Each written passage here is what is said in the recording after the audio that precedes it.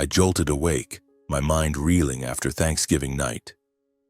My phone delivered a cold notification. My bank account had been drained to just a few dollars. All $95,000, the savings I'd poured years of sweat into, gone. Outside, the car I'd recently bought was missing, and the one behind the wheel was my foster brother.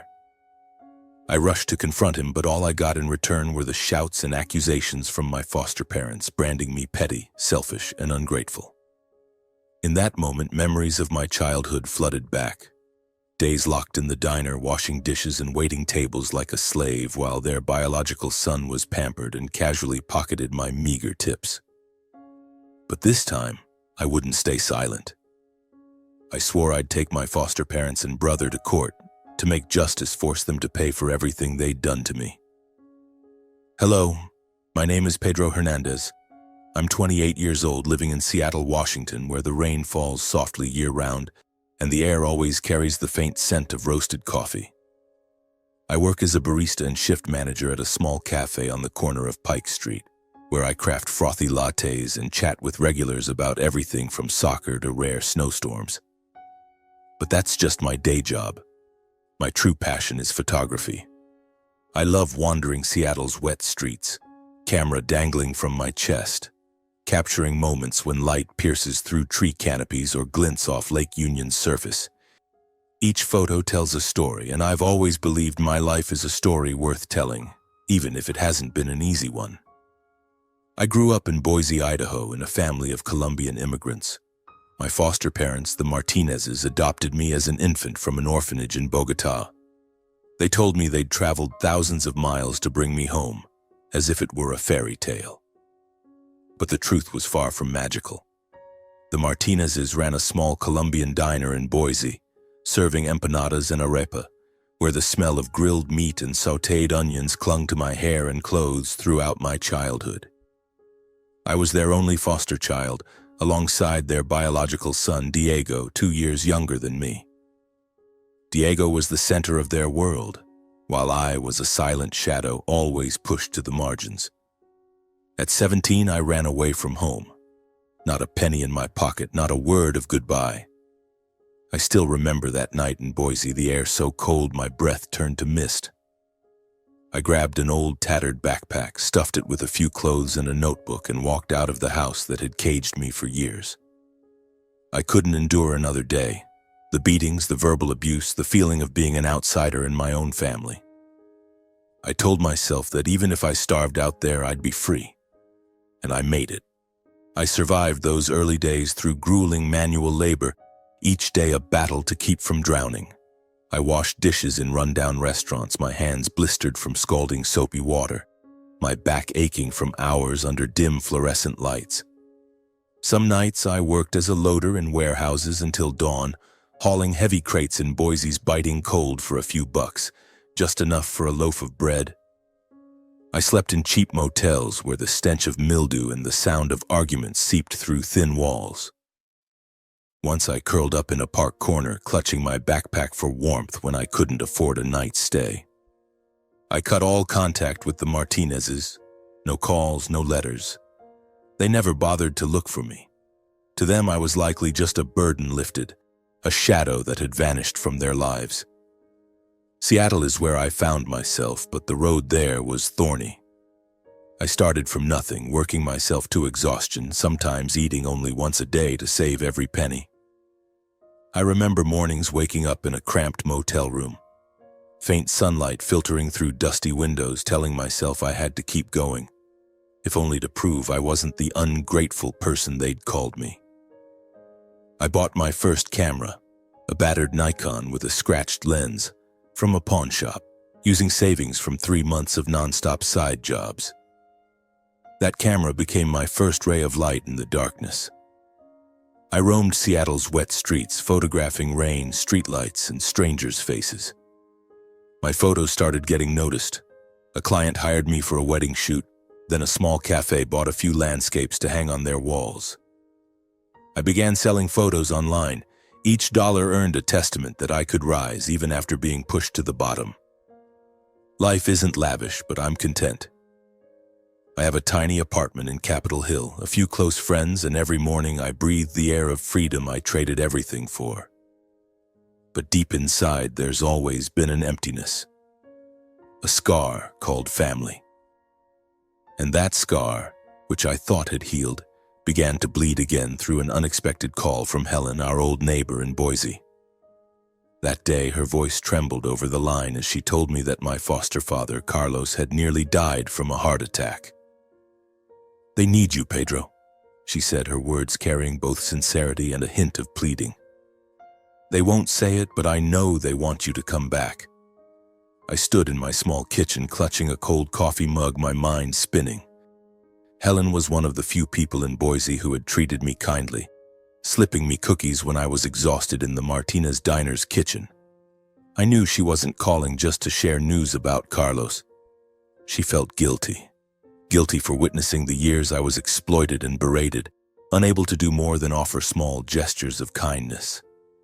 "I saw everything, Pedro," she once told me, her eyes red. "I wish I could have done more for you."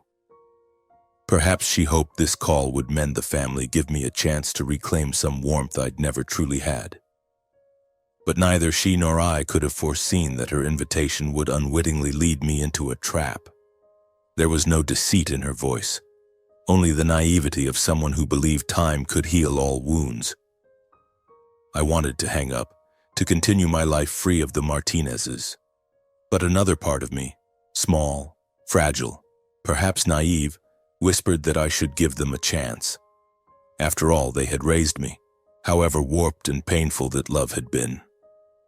Maybe time had changed them. So I decided to return to Boise for Thanksgiving, my first time back in over a decade. After years of no contact, I picked up the phone to call my foster family.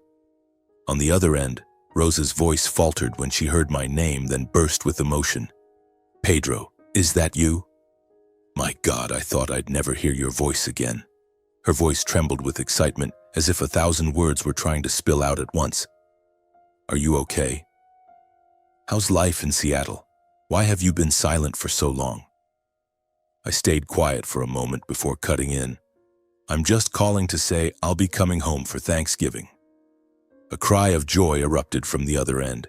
"You're really coming back? Oh, this is the greatest gift for the whole family. Your father will be so happy." "No, we'll all be so happy. We'll make tamales, roast a turkey like the old days. I'll get your room ready, She rambled on, her voice so eager it felt almost frantic, as if she'd been waiting for this moment for years. But amid her laughter and breathless excitement, I caught something unnatural, as if her joy wasn't purely maternal. I gripped the phone tightly, keeping my voice calm.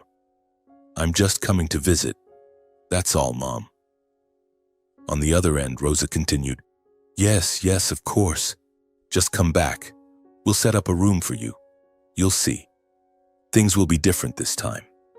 In that moment, a chill ran down my spine. Her joy felt like more than excitement. It was as if she were anticipating something prearranged. The night before I left, I sat on my sofa, the streetlight filtering through the window, illuminating a photo I'd hung on the wall, a misty trail in Olympic National Park. I wondered what I was doing. Why was I returning to a place I'd sworn never to set foot in again? But then I remembered Rosa's eyes, the rare moments she called me son with kindness. I recalled the smell of her tamales during the holidays, the way Carlos used to laugh loudly while telling stories about Colombia. Those memories, though few, were like small sparks in the darkness of my childhood. Maybe, I thought, this was a chance to heal, or at least to close a chapter I'd left unresolved for too long. The week before, I prepared as if for a fateful journey. I didn't want to show up empty-handed, didn't want them to think I was returning to beg or plead. I chose gifts with a touch of Colombia, a reminder that despite leaving, I still remembered my roots. A bag of pure Colombian Supremo coffee beans, roasted by my own hands at the cafe, carefully wrapped in a rustic burlap sack tied with twine. A bottle of aguardiente, the traditional liquor Carlos loved, though he rarely shared it with me. I stood at the liquor store, fingers tracing the bottle's label, recalling nights he sat drinking alone on the porch, muttering in Spanish I couldn't understand. And finally, a landscape photo I'd taken at Lake Coeur d'Alene, printed in a simple wooden frame. It showed a golden barley field under a sunset, the wind whispering of freedom. I wanted this gift to be a message, that I still valued family despite the deep wounds it had inflicted. On the day of departure, Seattle's drizzle seemed to beg me to stay. I drove my new car, a silver Toyota Corolla, my pride after months of hard work, toward Boise. My camera sat on the passenger seat like a talisman. The 8-hour drive stretched on, and I couldn't shake a growing unease. I turned on the radio, hoping music would drown out my chaotic thoughts. But as Boise's familiar roads came into view, my heart pounded, as if I were driving into a trap I couldn't yet see. The Martinez house appeared before me just as I remembered. A low wooden house painted pale yellow with a peeling white fence. The smell of food, grilled meat, fried corn, and tamales, wafted from the kitchen window, pulling me back to my childhood. I stood at the door, clutching my gift bag, and took a deep breath. The doorbell rang, and when the door swung open, there stood Rosa. She wore a floral apron, her hair grayer than I remembered, but her eyes were sharp as knives, glinting with a calculating spark I couldn't ignore. "Pedro?" she said, her voice strangely sweet, like she was playing the role of a loving mother she'd never been.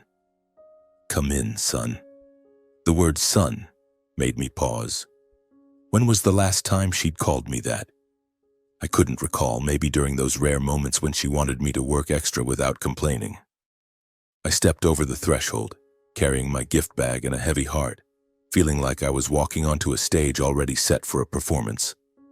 The smell of grilled meat and tamales wafted from the kitchen, mingling with the warm glow of yellow lights, creating a picture of the perfect family. One I'd never truly had. The dining table was set lavishly, adorned with colorful dishes, golden roasted chicken, creamy mashed potatoes, neatly stacked arepas beside a vibrant bowl of salsa. Carlos sat at the head of the table, his large frame imposing, his face flushed as if untouched by illness. I was momentarily surprised. Was this the man who had nearly died from a heart attack? He nodded at me, his smile faint but his eyes probing, as if weighing my worth, or more likely calculating what I could offer them. "Sit down, Pedro," he said, his voice deep but strained, as if concealing a deeper intent. Diego, my foster brother, sat across from me, dressed in a crisp white shirt, flashing a smile I couldn't read. Sickeningly sweet, as if he were playing the part of a close brother we both knew didn't exist. "Long time no see, bro," he said, his voice smooth as honey. But his eyes were cold as steel, flicking over me before darting to our parents. I forced a smile, placing the gift bag on the table, the fragrant Supremo coffee, the bottle of aguardiente, and the framed photo I'd taken at Lake Coeur d'Alene, as a final effort to believe this was just a family dinner. "I brought some gifts from Seattle," I said, my voice slightly shaky, not from fear but from the growing unease. Rosa nodded, but her smile was stiff, as if she were holding back a secret. "That's nice, Pedro," she said, her voice so sweet it sent a shiver down my spine, and she quickly turned away, as if afraid my gaze might pierce through her facade. Carlos only grunted, gesturing for me to sit, but I noticed his hand gripping the edge of the table, a small gesture betraying the tension he tried to hide. Diego shifted in his seat, his eyes glancing at the gifts before looking away, as if they were an inconvenience not worth acknowledging. No one touched them, no one asked about them. Their indifference wasn't just cold, it was part of this act, a way to keep me in a state of uncertainty, vulnerable to manipulation. The meal began with laughter, clinking glasses, and stories I tried to engage with. Rosa talked about their diner, now expanded to 2 locations, her voice brimming with pride, but her eyes constantly darting to me as if gauging my reaction. Diego bragged about his recent promotion at an insurance company, his smile smug. Carlos shared an old story about Colombia, but I noticed he avoided looking at me, instead exchanging subtle glances with Rosa and Diego. I tried to eat, to smile, but every bite of tamale felt stuck in my throat. Something was wrong. Every look, every word from them carried an intent I couldn't grasp. Then Carlos stood holding a bottle of red wine, its label glinting under the light. "Let me pour you a glass," he said, his voice low and oddly warm, like he was playing an unfamiliar role. He walked to my side, pouring the wine into the glass before me, the deep red liquid swirling like blood, giving off a rich aroma with a faint, sharp tang I couldn't immediately place. "Today's a day for reunion, Pedro. Drink for family," he said, his eyes locking onto mine, deep and unreadable, like a predator watching its prey. I gripped the glass, my fingers tight around its stem, my palm sweaty. I wanted to believe this was a kind gesture, that they truly wanted me back. But something about the way he poured the wine, the way Rosa nodded encouragingly, made my heart pound. "Drink, son," Rosa said, her voice soft but her eyes sharp as blades. "Today's a day to let go of the past." I raised the glass, taking a deep breath to push away the unease. I took a small sip, but the liquid was bitter and heavy, unlike any wine I'd tasted in Seattle. The flavor clung to my tongue, a strange sensation spreading through my mouth as if something didn't belong in the wine. I set the glass down, glancing at Diego, and caught him staring at me, a glint of triumph in his eyes. A chilling thought struck me. Something was wrong with this wine. I wanted to stand, to demand answers, but my head began to spin, the room tilting around me. Rosa's laughter warped. Carlos's voice echoed as if from a distance. I gripped the table, trying to stay alert, but my eyelids grew heavy. "Are you okay, Pedro?" Diego asked, his voice dripping with feigned concern, but his smirk screamed the truth. They'd put something in the wine. I tried to speak, to shout that I wasn't tired, that something was wrong, but my tongue felt glued to my mouth. A numbing sensation spread from my fingers through my body, like I was being pulled into an abyss. My vision blurred, the room fading into darkness. The last thing I remembered before collapsing was Diego's gaze. He glanced at our parents, then smirked as if everything had gone according to plan. I heard the clink of glasses, Carlos's voice saying, "To family, to our future." Then everything fell silent, and I slipped into an uneasy, inescapable sleep, my body surrendering to the trap they'd set. I opened my eyes, my head pounding as if struck by a hammer, a relentless throbbing at my temples. My mouth was dry, my tongue heavy as lead, and a wave of dread gripped my chest. I was sprawled on the old sofa in the Martinez living room, a thin blanket loosely draped over me.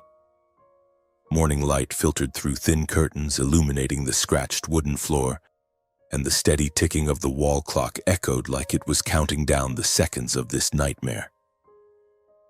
I staggered to my feet, my trembling hands reaching for the bag beside me. My camera was still there, intact, but my wallet was empty. Not a single cent. My heart sank as if I'd fallen into a bottomless pit. I grabbed my phone, fingers shaking. A bank notification glared on the lock screen. My chest tightened, my breath caught. I frantically opened the app, logged in, and the screen displayed a cold truth. My account balance was a mere $3.27.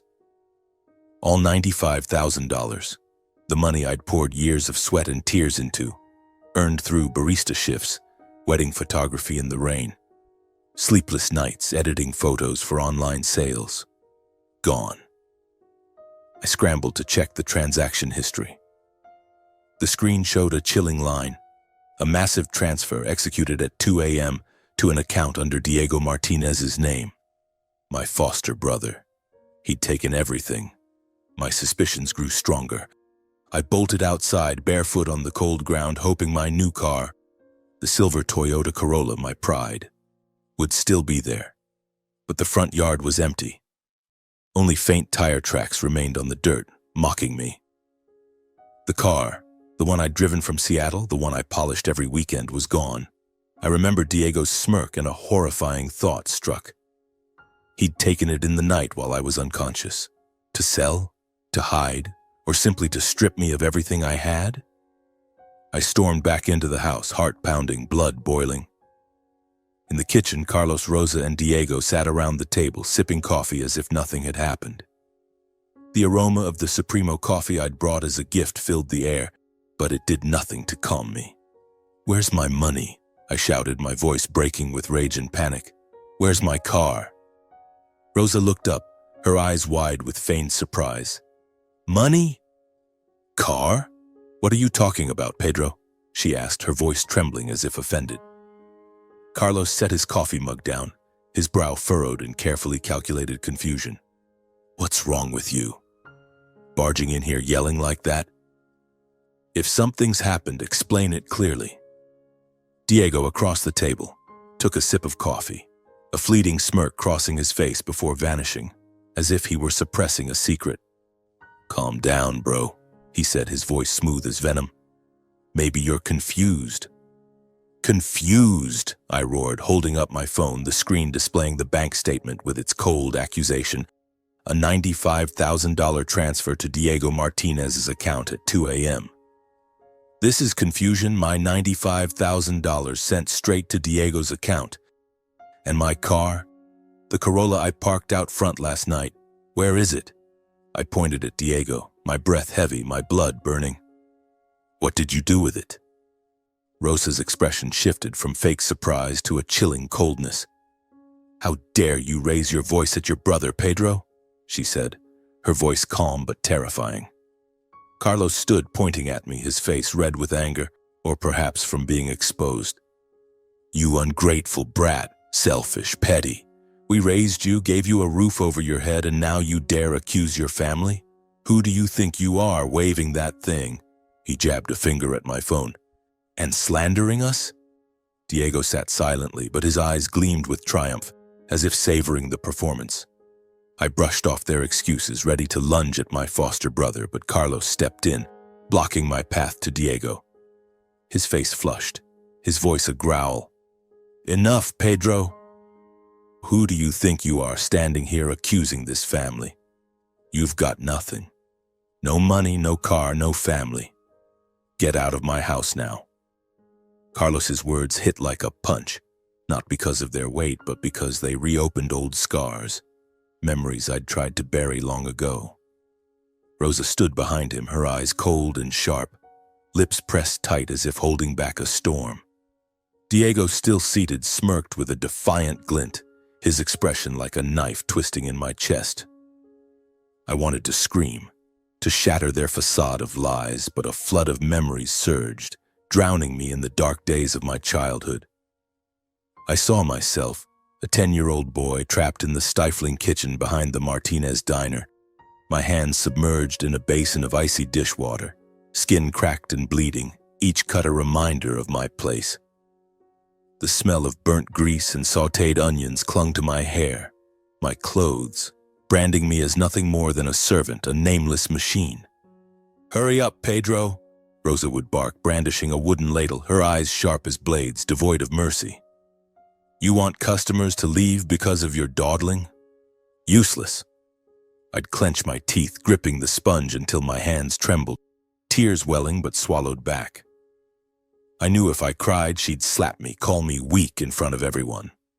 Those days I was chained to work from sunrise until Boise's streets faded into darkness, washing towering stacks of dishes, carrying heavy trays of food, scrubbing floors until my knees gave out, while Diego, the pampered younger brother, lounged at the counter, nibbling hot empanadas, joking with customers as if he were the center of the universe. I remembered the day I dared to ask for money for school books, a small hope to escape that kitchen. I was 12, standing before Carlos, clutching a teacher's note, sweat dripping down my forehead. "Dad, I need money for books," I stammered, my voice barely audible, as if afraid the wind would steal it. He looked at me, his eyes cold as ice, then let out a scornful laugh. "Books? You think I print money, you leech?" he roared, snatching the note from my hand, tearing it to shreds before my eyes, the pieces falling like fragments of my dreams. "Want to study? Earn it yourself." I stood frozen, my heart crushed, feeling the world collapse beneath me. From then on, I hid the meager tips kind customers slipped me, stashing them in an old tin box under my bed, a secret no one could know. But Diego always found it. He'd sneak into my room, rummage through my things and take every last cent only to show up with new shoes or a shiny phone. "Thanks a lot, Pedro," he'd say, his grin mocking as if stealing my hard-earned money was a game. Rosa saw it all but only ruffled Diego's hair, chuckling. "Let your brother have his fun, don't be so petty." Petty. The word carved itself into my mind, a deep cut, an excuse for the injustice I endured. At night, I'd curl up on my rickety iron bed in the corner of the room listening to laughter from the living room. Carlos recounting tales of Colombia, Rosa praising Diego as the smartest in the family. Diego boasting about his high grades at school, a place I rarely got to go. "The diner's busy, you stay and work." Carlos would order whenever I asked to attend school, his tone leaving no room for protest. On the rare days I made it to class, I was always the last to arrive, clothes reeking of grease, books incomplete, eyes sunken from exhaustion. Classmates looked at me, some with pity, some with mockery, but I didn't want pity. I just wanted to be treated like a person, to be called part of a family. But to the Martinezes, I was a tool, a pair of hands to wash dishes until they bled, a back to carry trays until it broke, a shadow to absorb their anger when the diner was packed or Diego messed up. The most painful memory was the night I left the Martinez home at 17. I stood in the dark corner of my room gripping the straps of a tattered backpack, stuffed with a few old t-shirts and a notebook of unfinished dreams. I'd prepared for weeks, saving every spare cent from side jobs at a nearby bakery, hiding them in an old sock under the floorboards. That night, Boise's wind howled through the window cracks, chilling me to the bone. I walked out of the house, my heart heavy as stone. But I didn't look back. I didn't leave out of resentment, but exhaustion. Exhausted from being a stranger in that house. As the dim streetlights cast my shadow on the pavement, I vowed to myself I wouldn't let them hurt me again. But now, standing in this kitchen, facing the people who stole my childhood, I realized history was repeating itself. They'd taken my $95,000, the car I'd sweated blood and tears to buy, and the last shred of trust I'd placed in them. Mr. Carlos still stood there, blocking Diego's path, his eyes blazing as if they could burn me to ashes. Mrs. Rosa pursed her lips, her hands tightly gripping her coffee cup, while Diego, he sat there, smirking, looking at me like I was a fool. I raised my phone, the screen still displaying the bank statement, the cold, hard evidence of the 2 a.m. transfer. "Do you think I'll just let this go?" I said, my voice trembling but sharp, each word spat out from my chest. "Do you think I'm still that little boy from before who'd bow his head and walk away? Not this time. This time, I'll make you all pay." Mr. Carlos sneered, his smile that of a man convinced he was untouchable. "Pay?" he growled, stepping closer, his breath reeking of coffee. "You've got nothing, Pedro. You dare threaten us? You dare stand against us? You'll lose like you always do." Mrs. Rosa nodded, her eyes cold as ice. "Have you forgotten how we raised you?" she said, her voice sweet but laced with venom. "You should be grateful, not standing here making accusations." Diego said nothing, just took another sip of coffee, but his eyes flickered with a hint of unease, the first time I'd seen him not entirely in control of the situation. Their words cut like knives, but instead of breaking me, they only fueled the fire inside me. I looked straight into Mr. Carlos's eyes, then Mrs. Rosa's, then Diego's, and I knew this was the defining moment. I had been silent for too long, letting them exploit me, from the meager tips of my childhood to the money and car I'd sweated to earn. But no more. I took a deep breath, the cold Boise air filling my chest, making me more alert than ever. "I swear," I said, my voice low but resolute, "I'll take all 3 of you to court. I'll sue you for exploiting me since I was a child, for stealing my money and my car. I won't let you take my future again." That oath wasn't just words, it was a promise to myself, to the trembling boy Pedro in the diner's kitchen, to the sleepless nights in Seattle rebuilding my life. Mr. Carlos laughed, but the sound no longer scared me. "Sue," he mocked, pointing at me. You think you've got the guts for that? A nobody photographer, a nothing daring to sue the Martinez family? You'll only make yourself a laughing stock. Mrs. Rosa shook her head as if I were a foolish child. Don't make things worse, Pedro, she said. Just leave like you did before. It'll be better for everyone. But I wasn't the Pedro from 10 years ago. No longer the boy who left home with a broken heart. I'd learned to stand tall, to fight. I looked at them one last time, my gaze steady. You'll see, I said, my voice calm but carrying a strength I hadn't realized I possessed. I'll prove you wrong. I turned and walked out of the kitchen, the scent of Supremo coffee lingering in the air, but now it only reminded me that I'd given them a piece of my soul, only to be betrayed in return. I stepped into the yard, the cold wind blowing past, carrying away painful memories. The front yard was empty where my Corolla once stood. Now only faint tire marks remained. I had no car, no money, but I had evidence. The bank statement, memories of years of exploitation, and an ironclad resolve. I pulled out my phone and called Jake, my lawyer friend in Seattle. Jake, I said, my voice hoarse from exhaustion but no less determined. I need your help.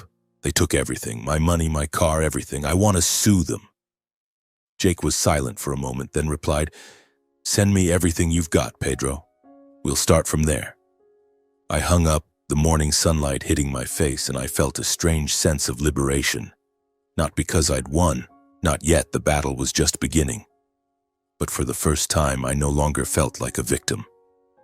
I was Pedro Hernandez, the man who survived the harshest days, who built a life from nothing. And now I would use that same strength to reclaim justice. I looked back at the pale yellow house one last time, not with pain, but with a promise. I would return, not to beg, but to make them face the consequences of what they'd done. I caught the last bus back to Seattle, sitting by the window, the streetlights flickering on the glass. I thought about my small apartment in Capitol Hill, the photo of Lake Coeur d'Alene hanging on the wall, the golden barley fields glowing under the sunset. That photo was a reminder that I could still find light, even in the darkest days. But now, as the bus rolled through Idaho's shadowy roads, my heart no longer felt as heavy as before. Instead, a steady flame of determination burned in my chest. I'd lost money, my car, and the last shred of trust I had in the Martinez family, but I hadn't lost myself. And I would use that strength to take back what was mine. Back in my Seattle apartment, I felt the fragile peace of a familiar space. The small room with the faint smell of coffee from the kitchen corner, the worn sofa where I often sat editing photos, and the Lake Coeur d'Alene photo on the wall, quietly reminding me of what I'd built from nothing. I opened my laptop and checked the bank statement again. The only evidence I had of the $95,000 transfer to Diego's account at 2 a.m. The screen lit up, the cold text like a silent accusation. I saved it to a separate file, took screenshots, and sent them to Jake, my lawyer friend. This is the first piece of evidence, I texted. What can you do with it? Jake replied immediately, his voice steady over the phone. This is a good start, Pedro. An unauthorized transfer is a serious crime, but we'll need more evidence to pin the whole family, especially if you want to sue for child labor exploitation. Do you have anything else? Any documents, witnesses, or anything tied to those years in Boise? I went silent, my mind racing. Those years were like a book I'd tried to close, but now I had to open it again, flipping through each painful page to uncover the truth. I started the next day. After every shift at the coffee shop, I spent time gathering evidence. I dug through an old keepsake box under my bed, a rusty tin containing scraps from my childhood. Inside, I found a notebook where I'd scribbled notes as a 14-year-old about my days working at the Martinez family's diner. The messy handwriting listed the hours I worked from early morning to midnight, unpaid, without a day off. Saturday, washed dishes 8 hours, served 4 hours. Diego took $3 tip. Sunday, mopped floors, cleared tables, got scolded for being slow. Those naive words were vivid proof of the years I was exploited. I photographed every page and sent them to Jake. I also contacted Mrs. Helen, the neighbor who'd called to tell me about my foster father. Over the phone, her voice trembled. "Pedro, I saw how they treated you. You didn't deserve that. If you need me to say anything in court, I'll do it." I wrote down her words, feeling like I'd found a spark in the darkness. Mrs. Helen agreed to be a witness, recounting the time she saw me working like an adult while Diego was pampered. Next, I checked the car's GPS tracker, a feature I'd installed on my Corolla before driving to Boise. The app showed the car had moved to a lot on the outskirts of Boise, not far from the Martinez house. I sent the information to Jake, a chilling thought hitting me. Diego might have sold the car or hidden it to cover his tracks. Jake reassured me, "If the car's still there, we can trace the transaction. Stay calm, let me dig deeper." Every step I took, every piece of evidence I gathered was like a brick in the wall of justice I was determined to build. I reached out to an old co-worker from the Martinez diner, someone I'd worked with back in Boise. Juan, now living in Portland, still remembered those days clearly. "You were treated like a slave, Pedro," he said over the phone, his voice full of anger. "I saw you work until you collapsed while Diego sat around playing. If you need me, I'll testify in court." Juan's words were like a gust of wind fueling my resolve. I noted his statement, adding him to the witness list. The deeper I dug, the more I realized this fight wasn't just about reclaiming my money and car. It was about reclaiming my childhood, holding those who exploited me accountable. One evening, sitting in my apartment as streetlight filtered through the window, I wrote a letter to myself, a reminder that I wasn't just fighting for myself, but for the trembling boy Pedro in the diner's kitchen, who once dreamed of a day he'd be free. "You deserve this, Pedro," I wrote. "You deserve justice." A few weeks later, Jake called, his voice brimming with excitement. "Pedro, we've got enough to file the lawsuit. The bank statement, the car's GPS, the testimonies from Helen and Juan, they're all strong evidence. I'll draft the complaint charging Diego with theft and your foster parents with child labor exploitation. Are you ready?"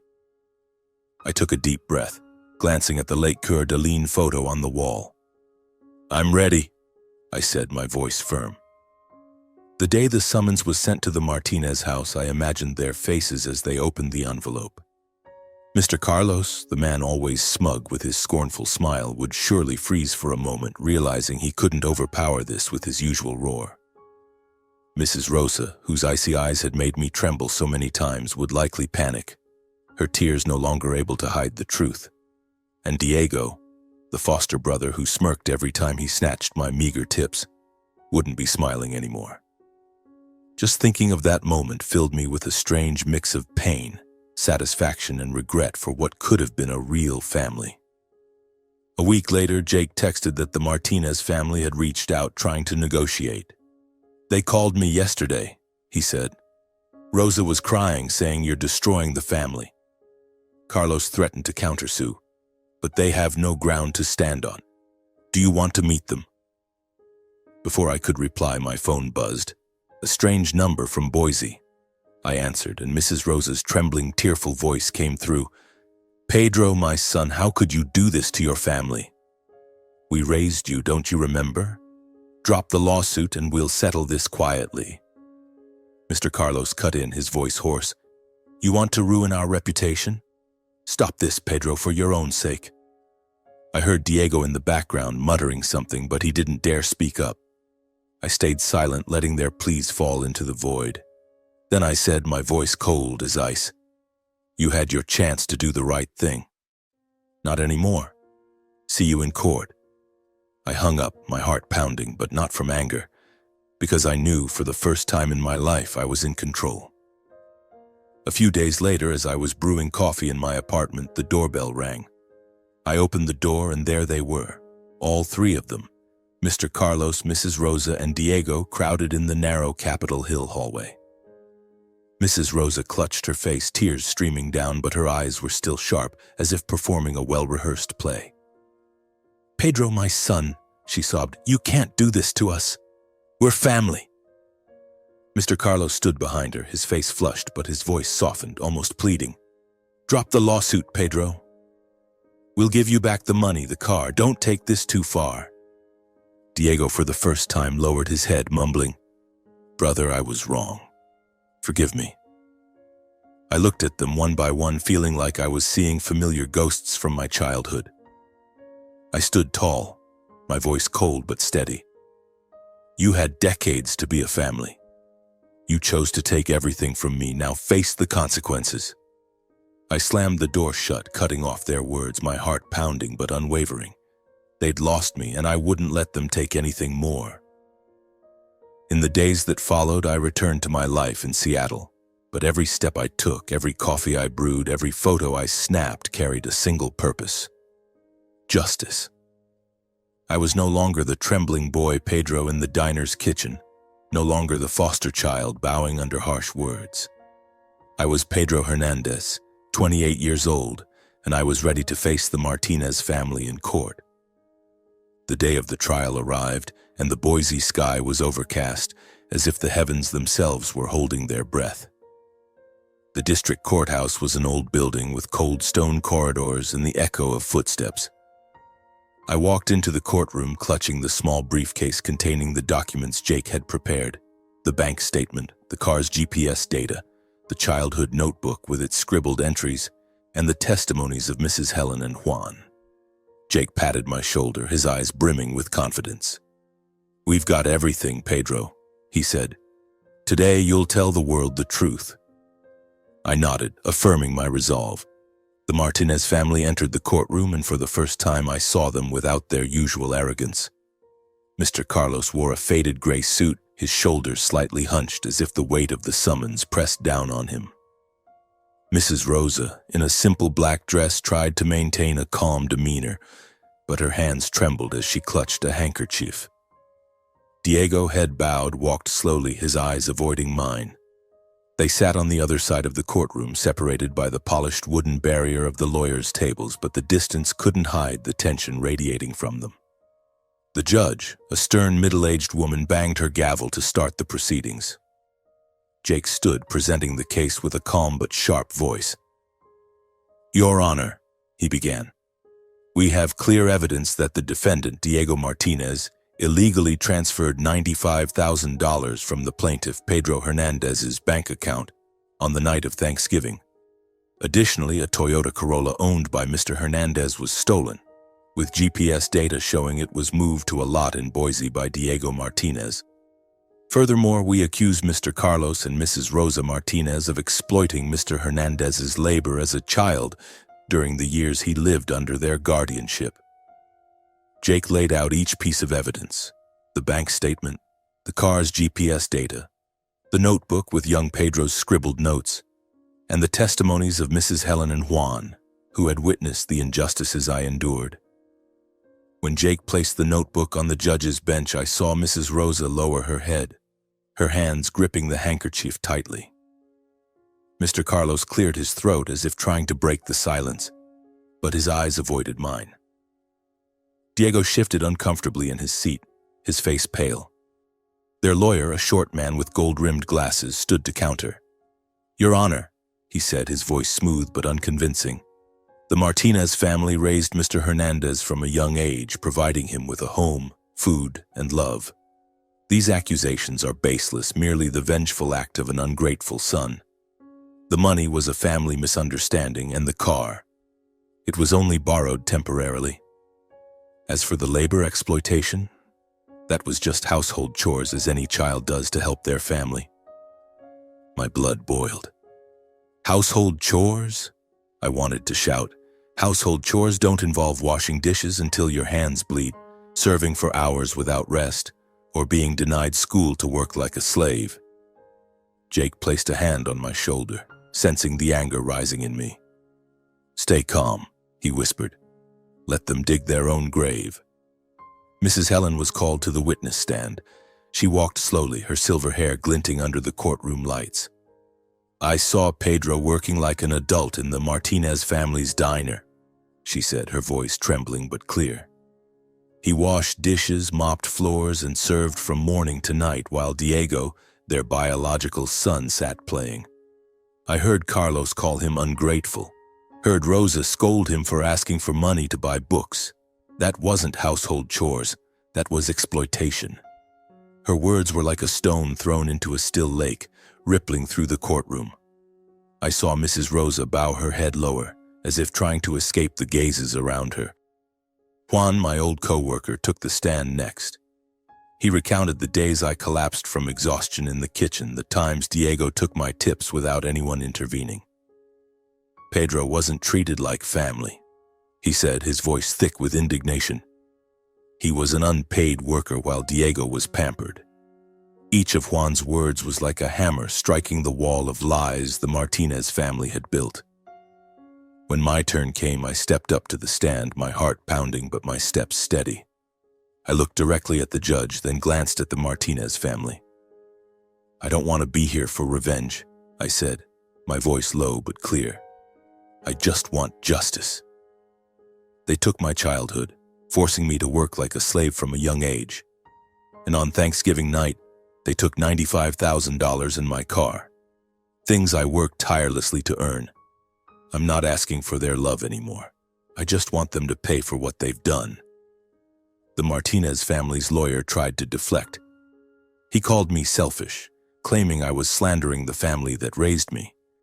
He argued the money was a family gift and the car was merely borrowed. But the judge interrupted, asking to see the bank statement and GPS data. When she examined my notebook, her eyes narrowed and I knew she saw the truth in those scribbled lines. The trial stretched through the day, each minute feeling like a battle. The Martinez family tried to maintain a calm facade, but I saw them cracking. Mrs. Rosa began to cry, but it wasn't tears of remorse, it was the tears of desperation. Mr. Carlos muttered something to their lawyer, while Diego kept his head down, not daring to look up. When the judge called a recess to review the evidence, I stepped outside, breathing in Boise's cold air. Jake patted my shoulder. "You did great," he said. "They've got no way out." I nodded, but my heart was still restless. I had spoken the truth, laid everything on the scales of justice, but would justice stand on my side? Standing under the gray Boise sky, I thought of the photo of Lake Coeur d'Alene hanging in my apartment, of the golden barley fields glowing under the sunset. That photo reminded me that light always exists, even in the darkest days. The next day, the courtroom was packed. The air was heavy, as if everyone was holding their breath, awaiting the verdict. The judge, with her stern face, entered, her eyes sharp but revealing no emotion. I sat beside Jake, gripping the edge of my chair, my heart pounding. The Martinez family sat across from us, but they no longer carried the confidence of the first day. Mr. Carlos held Mrs. Rosa's hand, but both avoided my gaze. Diego, in a gray-blue suit, looked like a boy caught red-handed, his eyes dodging mine, his shoulders slumped. The judge banged her gavel and the room fell silent. After reviewing the evidence and testimonies, she began, her voice low and clear. "This court finds the defendant, Diego Martinez, guilty of grand theft. Evidence from the bank statement and GPS data shows that he illegally transferred $95,000 from the plaintiff Pedro Hernandez's account and stole his Toyota Corolla." I heard a sharp exhale from the Martinez family's side, but I kept my eyes fixed on the judge, not wanting to miss a single word. She continued, "Regarding the charges of child labor exploitation against Mr. Carlos Martinez and Mrs. Rosa Martinez, the court finds the evidence, including Mr. Hernandez's notebook, the testimonies of Mrs. Helen Carter and Mr. Juan Alvarez, compelling. The defendants forced Mr. Hernandez to work in harsh conditions as a child without pay and deprived him of his right to education. This was not household chores, but child labor exploitation, a serious violation of the law." Mrs. Rosa burst into tears, her sobs echoing in the courtroom, but I felt no pity. Those tears couldn't erase the years I was treated like a slave. The judge delivered the sentence. Diego was sentenced to 3 years in prison for theft, along with an order to repay the full $95,000 and return the car, or its equivalent value if it had been sold.